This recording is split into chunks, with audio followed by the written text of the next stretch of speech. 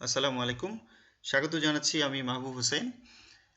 এই টিউটোরিয়ালে আমরা দেখব কিভাবে প্রাইভেট সার্ভিস হোল্ডারের বেতন খাতের আয়ের উপরে কর নির্ধারণ করতে হয় এবং সেটা আমরা রিটার্ন ফর্মে কিভাবে প্রদর্শন করব। এই জন্য আমরা আয়কর নির্দেশিকার ৭১ নম্বর পৃষ্ঠার যে উদাহরণটি আছে সেটিকে নিয়ে ব্যবহার করব। এখানে প্রথমে আমরা দেখব ট্যাক্স পেয়ার সম্পর্কে কি তথ্য দেওয়া আছে। এখানে বলা আছে মিস আরণ্য অহম, তার মানে উনি একজন মহিলা কর ট্যাক্স পেয়ার। সুতরাং আমরা প্রথমে ক্যালকুলেশন শিটে গিয়ে আমরা চুজ করব ফিমেল। ফিমেল চুজ করার সাথে সাথে দেখেন ওনার প্রথম ৩,৫০,০০০ টাকা পর্যন্ত করমুক্ত সীমার মধ্যে চলে আসলো 0%। পরের অংশে দেখি আমরা বেতন সংক্রান্ত তথ্য দেওয়া হয়েছে। সুতরাং আমরা চলে যাব 24A স্যালারি শিডিউলে। এখানে প্রথমে আমরা বেসিক দিব, প্রতি মাসে ১৯,৩০০। তাহলে আমরা প্রথমে ইকুয়াল সাইন দিতে পারি ১৯,৩০০ গুণ ১২। তাহলে পুরো ক্যালকুলেশনটা আমার এখানেই হয়ে গেল, আমার ক্যালকুলেটর ইউজ করার প্রয়োজন হবে না। বেসিক বসে গেল। পরের অংশ দেওয়া আছে উৎসব বোনাস অর্থাৎ ফেস্টিভ্যাল অ্যালাউন্স দেওয়া আছে ৩৮,৬০০। পরের অংশ চিকিৎসা ভাতা মেডিকেল অ্যালাউন্স বলা আছে প্রতি মাসে ২,০০০, তার মানে মেডিকেল অ্যালাউন্স বছরে ১২ দুগুণে ২৪,০০০। আচ্ছা, এখানে একটা মজার জিনিস হলো অটোমেটিক্যালি এক্সেল বের করে নিয়েছে এই টেমপ্লেট যে ২৪,০০০-এর মধ্যে ২৩,১৬০ হবে ট্যাক্স এক্সাম্পটেড অর্থাৎ করমুক্ত, বাকি ৮৪০ হলো করযোগ্য। কেন করমুক্ত এইটুকু? নিয়ম হলো 10% অফ বেসিক পে অথবা 1,20,000 which ever is less will be এক্সাম্পটেড। তো এখানে 10% অফ বেসিকে আসে 23,১৬০ আর এখানে হলো 24,০০০। তো দুটোর মধ্যে এই 23,০০০ই ছোট, সুতরাং 23,১৬০কেই করমুক্ত হিসাবে দেওয়া হয়েছে এবং কর যোগ্য হলো ৮৪০। ওকে, পরের অংশ দেখি আমরা। চিকিৎসা ভাতার পরে আছে আপ্যায়ন ভাতা ৩০০ করে, তার মানে ৩ × ৩৬০০, তাহলে এন্টারটেনমেন্ট অ্যালাউন্স এখানে ৩,৬০০। আর হলো বাড়ি ভাড়া ভাতা ৭,৭২০ প্রতি মাসে, তাহলে ইকুয়াল সাইন ৭,৭২০ ইন্টু 12। এটা হলো মোট আয়। পাশের ঘরটা সবুজ, সুতরাং এখানে আমার লিখতে হবে এখানে যেটুকু কর এক্সাম্পটেড বা ট্যাক্স এক্সাম্পটেড সেই অ্যামাউন্টটুকু, সেটা হলো 50% অফ বেসিক অর 25,000 মান্থলি। তাহলে 50% অফ বেসিক করলে এখানে ১,১৫,০০০ সামথিং আসে, আর এখানে আমার মোট অ্যালাউন্স ছিল ৯২,০০০, সুতরাং পুরো ৯২,০০০ই করমুক্ত হিসেবে পরিগণিত হবে। হয়ে গেল তাহলে আমার। আর পরবর্তীতে কী তথ্য আছে দেখি। ব্যক্তিগত ব্যবহারের জন্য তিনি অফিস হতে একটি গাড়ি বরাদ্দ পেয়েছেন। সুতরাং এই যে এখানে deemed income for transportation facility, so এখানে যখনই আমি চুজ করে দিব যে ফ্রি ট্রান্সপোর্ট, সাথে সাথে 60,000 এখানে ডিমড ইনকাম হিসেবে ধরা হয়েছে, যা করযোগ্য। ডিমড ইনকামটা কেন আসলো? যে বলা আছে ফ্রি ট্রান্সপোর্টেশন ফ্যাসিলিটি দেওয়া হলে 5% অফ বেসিক অথবা 60,000, এই দুটোর মধ্যে যেটা বেশি সেটাই করযোগ্য ট্যাক্সেবল হিসেবে কাউন্ট হবে, অর্থাৎ এই ঘরে চলে আসবে। সো এখানে 5% ধরলে দেখেন অ্যামাউন্ট কিন্তু খুব কম আসবে, 10% 23, আর 5%-এ এটা আসবে 12,000-এর কিছু বেশি। আর এখানে 60,000 হলো গিয়ে ওনার, তো দুটার মধ্যে 60,000টি বেশি, সুতরাং সেটাকেই করযোগ্য ধরা হচ্ছে।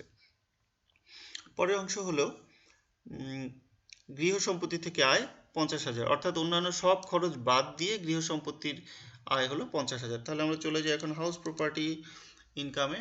সো ওনার নেট ইনকাম অর্থাৎ এইখানটাতে 50,000 হবে। তো অন্যান্য খরচ বাদ দিয়ে আমি ধরে নিচ্ছি উনি রেসিডেন্সিয়াল পারপাসে ভাড়া দিয়েছেন, সুতরাং 25% অটোমেটিক কেটে আপনার মেনটেনেন্স কস্ট হিসেবে বাদ দেওয়া যাবে। সুতরাং ধরে নিলাম 50,000, তার মানে 66,660.667, 25% এখানে বাদ হয়ে গেল। যদি ওনার এটা বিজনেস পারপাসের ভাড়া হতো তাহলে আমরা এটা চুজ করতাম এবং সেক্ষেত্রে 30% মাইনাস হতো।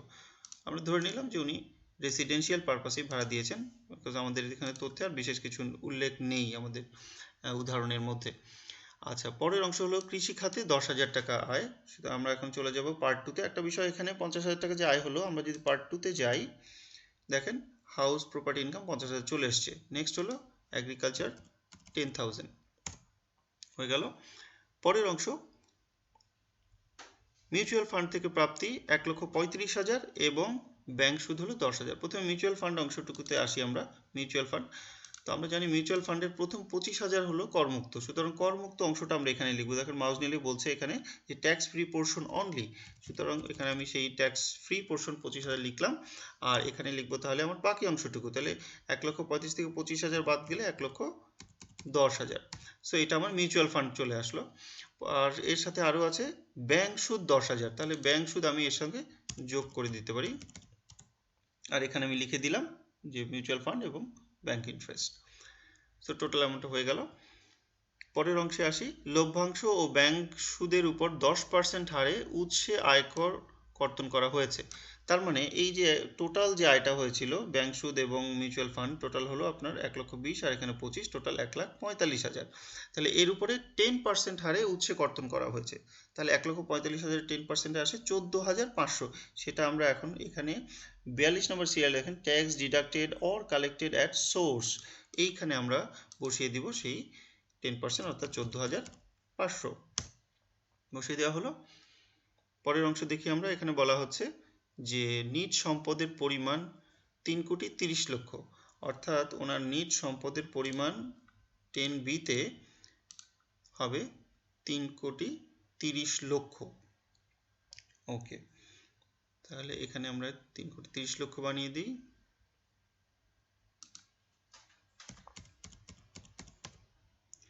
হ্যাঁ, তাহলে ওনার সিরিয়াল নাম্বার 16 দেখেন নেট ওয়েলথ 3,30,00,000 আছে।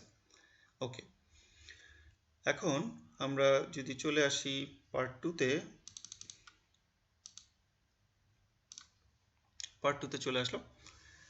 সো আমরা পরের অংশটা এবার মিলিয়ে দেখি।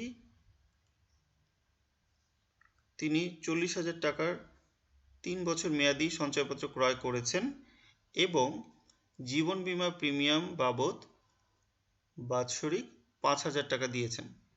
তাহলে এখানে দেখেন এই যে যেটা উনি ক্রয় করেছেন এটা ওনার সম্পদ, অর্থাৎ সম্পত্তি ও দায় বিবরণীতে চলে যাবে, আমরা সেখানে গিয়ে দেখাবো। আর এখানে প্রিমিয়াম উনি দিচ্ছেন 5,000 করে। আর 3 বছর মেয়াদি উনি যেটা কিনেছেন সেটাও ওনার রিবেটের জন্য বিবেচিত হবে। তাহলে আমরা এখন চলে যাই রিবেট ক্যালকুলেশনের জন্য 24D-তে চলে আসব। 24D-তে এসে আমরা তাহলে প্রথমটা লিখব 40,000 টাকার মেয়াদি সঞ্চয়পত্র কিনেছেন, তাহলে investment in saving certificate. So এইখানে আমরা বসিয়ে দিব 40,000। আর বলা হয়েছে বার্ষিক, এখানে মাসিক না কিন্তু বার্ষিক 5,000 দিয়েছেন, সুতরাং এখানে হচ্ছে জীবন বীমা প্রিমিয়ামের এখানে আমরা লিখে দিব 5,000। দেখুন বসানোর সাথে সাথেই দেখেন এখানে কিন্তু রিবেট ক্যালকুলেট হয়ে গেছে। কিন্তু রিবেটটা কিভাবে ক্যালকুলেট হলো যদি আমরা একটু দেখতে চাই, তাহলে আমরা এই পাশের অংশটুকুতে একটু খেয়াল করে দেখতে পাবো। এটা হলো গিয়ে করযোগ্য আয়, অর্থাৎ পার্ট 2-তে যে করযোগ্য আয় হয়েছিল এইখানে সবগুলো মিলিয়ে 5,14,640, সেটা চলে আসতেছে এইখানে, এবং এটারই 25% ধরে এই অংশটুকু আসলো 1,28,000। আর ইনভেস্টমেন্ট অর্থাৎ ওই যে 40,000 আর 5,000 যেটা আমরা একটু আগে এই যে পাশে লিখলাম, এই দুটো মিলিয়ে হলো 45,000, সেই 45,000 চলে আসলো এখানে। আর 1,50,00,000 হচ্ছে ম্যাক্সিমাম লিমিট। তিনটার মধ্যে যেটা ছোট অর্থাৎ যেটা কম লেস অ্যামাউন্ট, এই যে 45,000, সেইটা হবে আমাদের এলিজিবল অ্যামাউন্ট। আর এখানে এই করযোগ্য যে আয় সেটা এখানে চলে আসলো, যেহেতু এটা 15 লাখের নিচে, সুতরাং এই ধাপেই আমরা থাকবো। সুতরাং 15% অন এলিজিবল অ্যামাউন্ট, অর্থাৎ 45,000 এর উপরে 15% ধরলে 6,750 টাকা হবে আমার রিবেট অ্যামাউন্ট। সো এই রিবেট অ্যামাউন্টটা আমার এখানে বসে গেল, এবং এই অ্যামাউন্টটাই আবার চলে যাবে পার্ট 2-তে করযোগ্য আয়ের পরেই রিবেটের এখানে চলে আসবে। আর এই যে করটা যে হিসাব হলো অটোমেটিক, সেটা কিভাবে হলো এটা যদি আমরা দেখতে চাই, আমরা ক্যালকুলেশন শিটে যদি চলে আসি, দেখেন ক্যালকুলেশন শিটে বলেছে যে মোট আয় হচ্ছে 5,14,640, সেটা থেকে প্রথম 3,50,000 0%, তার পরবর্তী 1,05,000 5%, বাকি আছে আর 64,640, সেটার উপর 10%, সব মিলালে টোটাল হলো 11,664। সো এই 11,664 চলে গিয়ে বসে গেল এখানে। আর ট্যাক্স রিবেট আমরা বের করলাম এই মাত্রই 6,750, তাহলে বাকি থাকলো 4,700 14 নেট ট্যাক্স আফটার রিবেট। আচ্ছা, এখানে একটা মজার জিনিস হলো, দেখেন অটোমেটিক, দেখেন আমরা Dhaka city corporation area choose করেছিলাম বলে এখানে মিনিমাম ট্যাক্স 5000 দেখাচ্ছে, আর এখানে বলা হচ্ছে যে কর আর প্রদেয় কর হচ্ছে মাত্র 4715। তো মিনিমাম ট্যাক্সের চেয়েও আমার প্রদেয় কর কেন কম দেখাচ্ছে? এই জন্য কম দেখাচ্ছে, কারণ হলো এর মধ্যে ইতিমধ্যেই তো আমরা অনেক বেশি টাকা দিয়ে দিয়েছি, 5000-এর বেশি, সেটা দিয়েছি কত উৎসে? এই যে 14500 আমরা কিন্তু ইতিমধ্যে দিয়ে দিয়েছি, সরি এই যে এখানে আছে 14500, সেটা আমরা দিয়েছিলাম ব্যাংক ইন্টারেস্ট এবং মিউচুয়াল ফান্ডের উপরে। সো যেহেতু আমি অলরেডি 14500 দিয়েই দিয়েছি, সুতরাং আমার এখন এই 4714 টাকা জমা দিলেই আমার কর পরিশোধিত হয়ে যাবে। তো এটাই আমার জন্য যথেষ্ট। কিন্তু যদি আমার এই টাকাটা অগ্রিম উৎসে কর্তৃত্ব না হতো, দেখেন তাহলে কি দাঁড়ায়, আমি যদি এটাকে ডিলিট করে দিই, দেখেন সাথে সাথে এটা 5000 হয়ে গেছে, এবং এখানে বলা হচ্ছে যে আমার এখান থেকে এই যে 11000 মাইনাস এই যে 6750 বাদ দিলে 4714 হয়, but as the tax is less than minimum tax, so minimum tax will be applicable, so 5000 will be applicable, এখানে বলা হচ্ছে। জিনিসটা অটোমেটিক কিন্তু আপডেট করে নিচ্ছে। কিন্তু যদি এখানে উৎসে কর্তন, যেহেতু আমার 14500, সাথে সাথে কিন্তু দেখেন এই জিনিসটা ভ্যানিশ হয়ে যাচ্ছে এবং 4714কেই তার প্রদেয় কর বলা হচ্ছে। এবং এরই সাথে আরেকটা জিনিস হয়ে যাচ্ছে, আপনারা একটু খেয়াল করবেন নিচে, যে এখানে কিন্তু রিফান্ডেবল ট্যাক্স এবং এক্সেস পেইড কথাটা বলা হচ্ছে। এই এক্সেস পেইড মানে বলা হচ্ছে যে আমার কর প্রদেয় হওয়া উচিত হচ্ছে এই 7714 সারচার্জ সহ টোটাল, কিন্তু আমি দিয়ে দিয়েছি 14500, অর্থাৎ আমি বেশি দিয়েছি কত, এই অ্যামাউন্ট আমি বেশি দিয়ে দিয়েছি, সুতরাং এটা রিফান্ডেবল। এবং এটা আমাদের যে অ্যাকনলেজমেন্ট রিসিপ্ট, এখানেও দেখবেন রিফান্ডেবল হিসেবে প্রদর্শিত হয়ে যাবে। তো এখানে আমাদের সব কিছু অটোমেটিক হয়ে গেল। আমরা যদি এখন উদাহরণের সাথে একটু মিলিয়ে দেখি আমাদের সাথে মেলে কিনা। আমাদের এখানে দেখেন বেতন খাতের আয়গুলো বের করা হয়েছিল এবং সবশেষে টোটাল এখানে আসলো বেতন খাতে আয় 3,34,640। দেখেন আমাদের বেতন খাতে আয় চলে এসেছে 3,34,640, মিলে গেছে। গৃহ সম্পত্তি 50,000, 50,000 এসেছিল আমাদের। এখানে কৃষি 10,000, এখানে অন্যান্য আয়গুলো ছিল 1,20,000, মিউচুয়াল ফান্ড এবং ব্যাংক ইন্টারেস্ট, দেখেন এখানে তাই করা হয়েছে, এবং 25,000 তো করমুক্ত ছিল। এরপরে এখানে কর পরিগণনা করা হয়েছে এবং এসছে 11,464, আমাদের অটোমেটিক চলে এসছে 11,464। দেন রিবেট ক্যালকুলেট করা হয়েছে, আমরা সেটা আপনাদের দেখিয়েছি, এবং আমাদের রিবেটের পরিমাণটা এসছে 6,750। এখানে দেখেন এই লম্বা ক্যালকুলেশনগুলো শেষ করে আলটিমেটলি এখানে অ্যামাউন্টটা আসলো 6,750, বাদ দেওয়ার পরে 4,714, আমাদের এখানে দেখুন 4,714 চলে এসছে। আর এখানে অটোমেটিক 10% সারচার্জ এসেছিল, আমাদেরও অটোমেটিক 10% সারচার্জ চলে এসছে।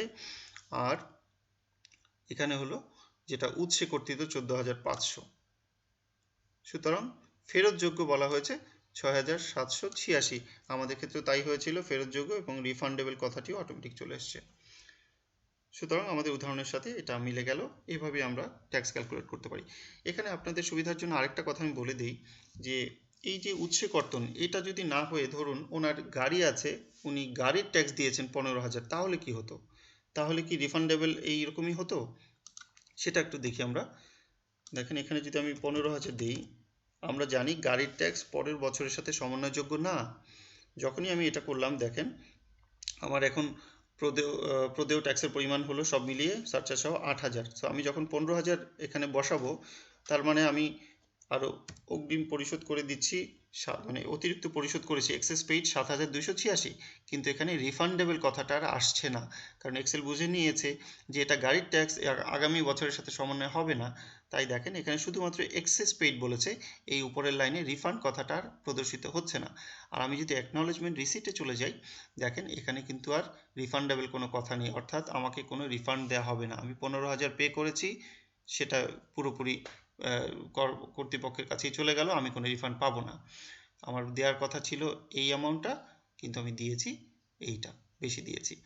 সো এইভাবে এক্সেল টেমপ্লেটটা আসলে বিভিন্ন ক্রিটিক্যাল ক্যালকুলেশনের সময়ও খুব নিখুঁতভাবে আপনাদের হিসাবগুলো পরিগণনায় সহযোগিতা করবে, এবং এটা আসলে যথেষ্ট সময় বাঁচায়।